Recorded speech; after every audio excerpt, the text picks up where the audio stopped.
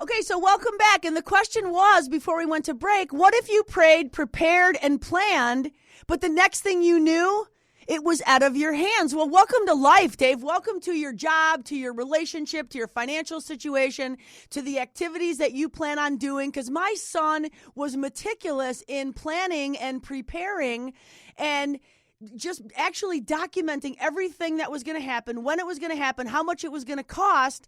And here's the deal. The plan went awry, Dave, because when he got to the you know what he couldn't control was the weather that day. Absolutely couldn't control the weather. And although he did see the forecast, I think he was just really hopeful that it would work out. The reality was almost, and I'm looking at this list to make sure I'm not lying, I think there's, the majority of the things that he had planned on doing, he just obviously chose not to do. And so the question is, how do we respond to those instances when we've planned and we've prepared and we've prayed so hard for something that we absolutely, it's right there, it's black and white. How could it be any different than what we are anticipating? And the reality is, sometimes things just don't work out as planned, Dave. And, how we look at it, how we respond to it, the things we look at change when we change the way we look at things. And so I was really curious as my son was making this list, because I did make mention of that, Dave. I said to him, this is really awesome. I respect, how you've budgeted the time and the money, but how okay are you with it if it doesn't work, right? Because that could disrupt the whole, it could ruin everything. You know what I mean? Ruin your plan. It could ruin the plan and even the disposition. And, so anyway, to make a long story short, it ended up to be a great outing for them. But things didn't go as planned. And so the verse that I'm grabbing onto this morning is how our understanding is just not God's understanding. And when we are trusting in the Lord, that means that we are not relying on our own understanding. But in every way, always, we're going to acknowledge him and he's going to direct our path. And you know what? And I got a couple stories for you today, some of which relate and some don't, but I got to share them. So the fact that my kids were home was crazy, Dave. I trusted in the Lord, but I definitely had a plan. I did. I wanted this to be such an incredible few weeks, but let's be serious. There's 6 Hehrs under the same roof, and I just knew that there was going to be some stuff that happened, and I think I mentioned that last week. Things were phenomenal, and then they kind of fell apart, and then we brought them back together, but there was an obvious, noticeable changes in my kids. And Dave, listen to this. We had this outing one night when Carter's girl was there, and it didn't work out. It did not work out. So back to the subject of we had this perfect plan, and it didn't work out. So we went to plan B, and plan B ended up being 1,000 times better than my plan, Dave, because I was making dinner at home instead of going out, and everyone was sitting in the family room. And my son Carter grabbed this thing called Table Topics. Dave, do you ever know what that is? Table Topics. It's actually just a cube with 1,000 questions in it. And the questions are so awesome. They are so thought-provoking. And I used to take them out all the time. And whenever we traveled, I'd pull a handful of them out. And, of course, I'd pick out the perfect question. Because who cares what you want to do as a president? I care about some seriously great stuff.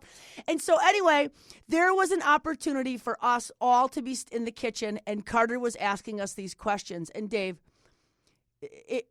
I'm talking about trusting in God and acknowledging him and having things turn out so much better. One of the questions was, who is the most important person alive right now? So, of course, I said Jesus, and that was up for debate whether he's alive or not. And one of my kids said, you. Now, I was like, I thought they were being, smart, Alex. But they weren't. They really said me. And then how about this? The qualities of your siblings that you wish you had. And so not only do you think that as a person if you are, have siblings, but to actually say it out loud to that person, Carter or Chandler or Kennedy. And it was so amazing to listen to the things that they admire about their siblings and wish they had, right? And it was cool because a lot of them said similar things about each other, right? So those are our gifts and talents that God gave to us. But anyway, so another thing was, what was the hardest thing you ever had to do? And one of them answered, growing up in this household. So that was so true. But the follow-up was, when would you know that you grew up? And 2 of them said, when you come to a point where you realize that everything mom and dad did was for your benefit. Okay, Dave, I couldn't have wrote that script. I mean, come on, there was no bribery. Nobody was drinking. There was no, nothing. It was just this.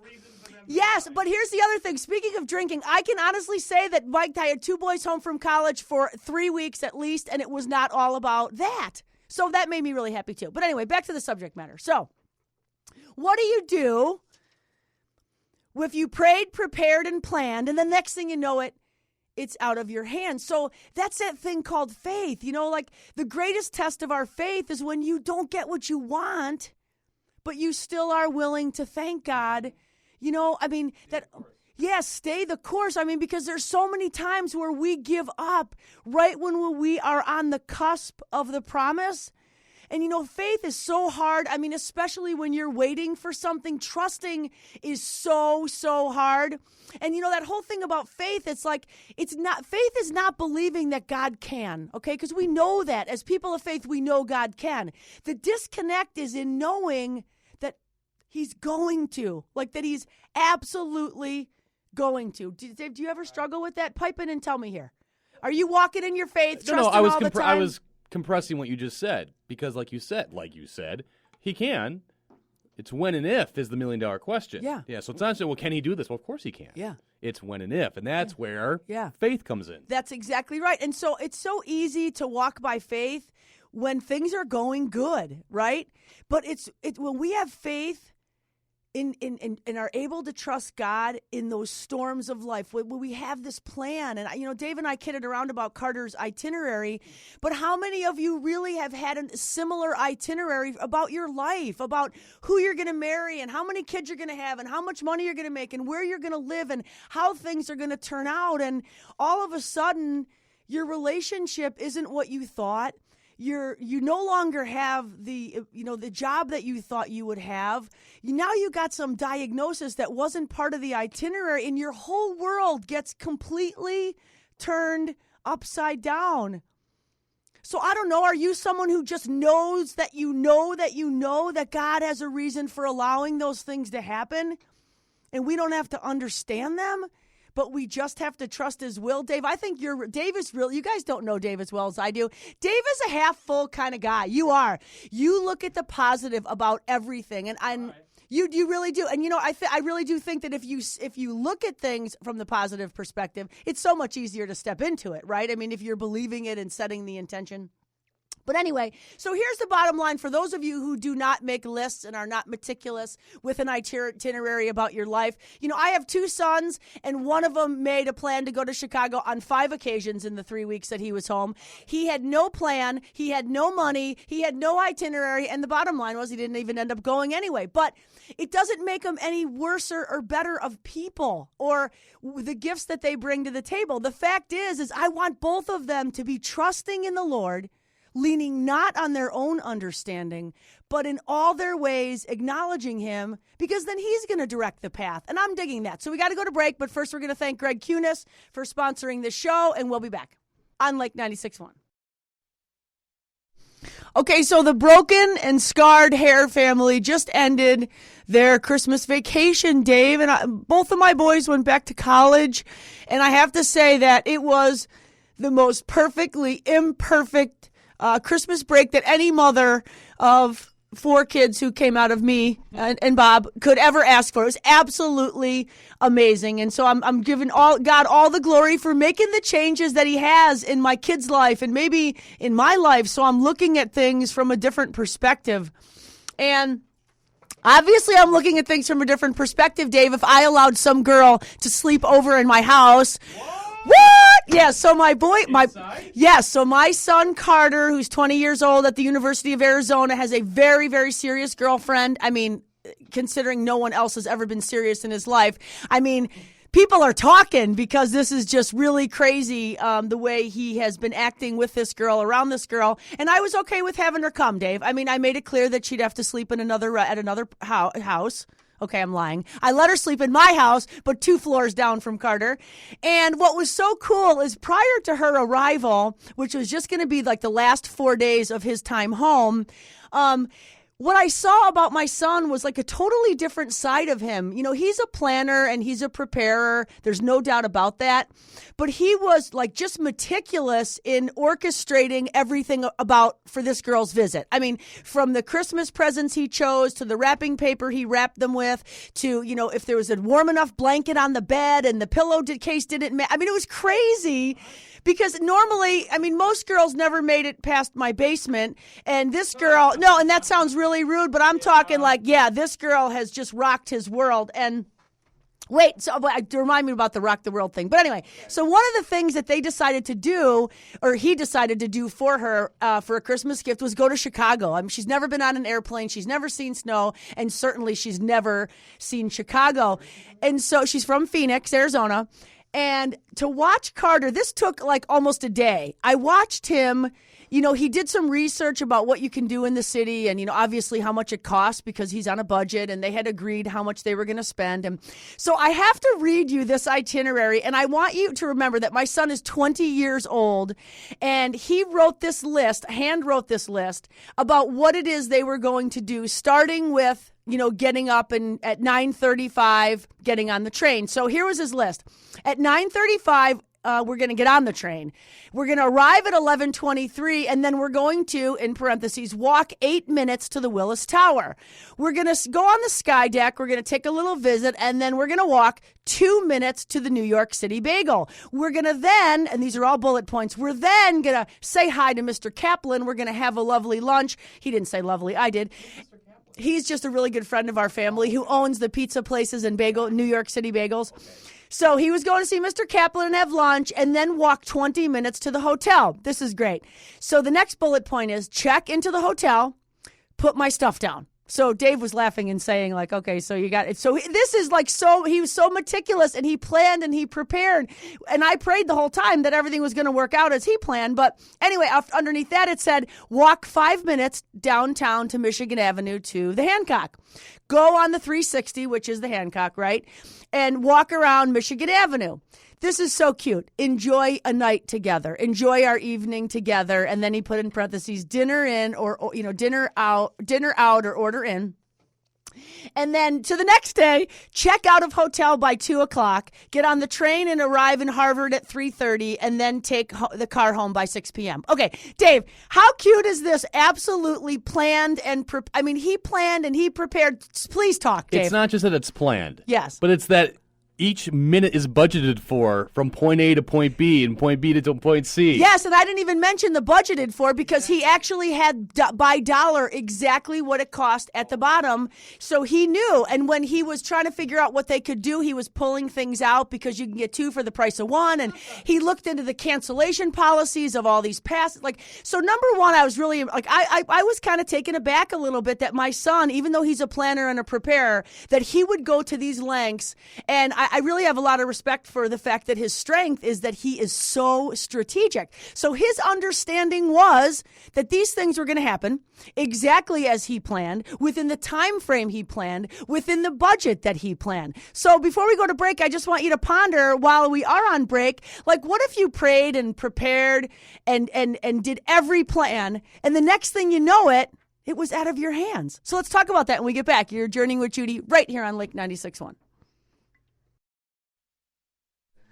Okay, so welcome back. So what if you prayed and you prepared and you completely planned and then the next thing you know it? Life. It's out of your hands. Well, I'll tell you what you do. Then you trust. Okay, and trust by definition is a firm belief in the reliability and truth of something or someone. So it's about being confident. It's about believing. It's about having faith, certainty, and conviction, and a reliance on a God that not only can, but will deliver, Dave. God can completely deliver. And you know what? Things don't work out the way we planned. And there's a little quote that says something about if you want to see God laugh, you know, tell him your plans or something, because his plan is so much bigger and so much better and so much more than you would ever even ask for yourself. Dave, do you know that? Do you know that about God?